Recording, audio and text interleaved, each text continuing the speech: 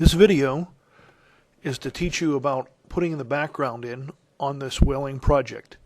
Again, this is what our finished project will look similar to. I'm going to teach you how to place in the sky, the water surface, and the area below the surface in this video. So you'll learn those three things. I'll do it differently than the directions show, but I'll do it in a way that it creates the same situation and same end result. So this is how I would do that. Back into the beginning project, the well project. Remember, this was 750 pixels wide and 1000 pixels tall. We're going to add a sky. What I've done is I've placed all of my objects or all of my photos into one folder to make it convenient. You can see that way I can choose what I want without having to go through hundreds of photos.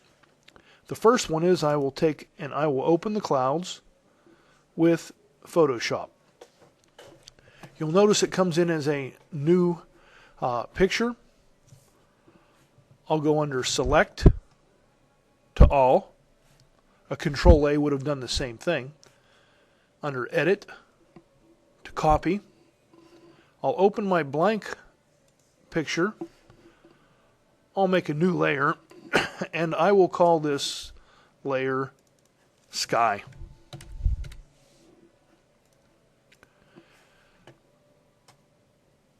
I'll simply take and go to Edit and Paste, and you can see the skies come into the new layer.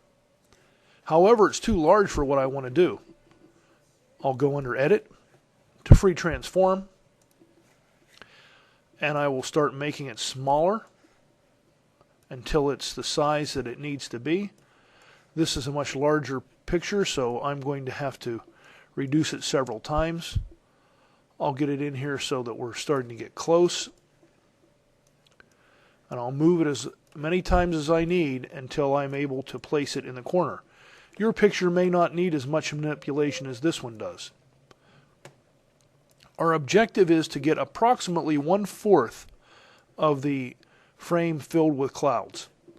When I get it to the size I want, I simply hit the Enter key. That locks my sky in place. Now I'm ready to put the surface of the water on. So I have to get to the next picture. Back into there, find the picture I want, right click, open it with Photoshop, Control A to select it all, copy it, and then I'm ready to place it into the project. I'll make a new layer for it also, and I'll go to Edit and Paste, and you can see that I have this, it's come in, it's a little different size. I'll call this Surface. In a little while it will be important that I can remember which layers are what, so by naming them it makes it easier. Again, Edit, Free Transform, and I'm going to place this in here. I'm going to move it down until it just barely touches the sky. And I'm going to scrunch this one up a little bit because I want just a surface on this. I'll hit the Enter key. Now from here I'm going to vary from the instructions. I'll use the eraser tool and I'll just simply erase parts of the bottom to give me a rippled type effect. I don't want it to be too rough, but I want it to look a little bit more natural. And that looks like we can try that. Now I make another layer. And this layer is going to be a gradient layer. I'll use my eyedropper tool and I'll pick one of the colors inside the surface. That will become my foreground color. For my background, I'll click on that and I want to get something that's dark but not totally black. So I'll come back in here, I'm kind of still in the same shade area, and I will click OK.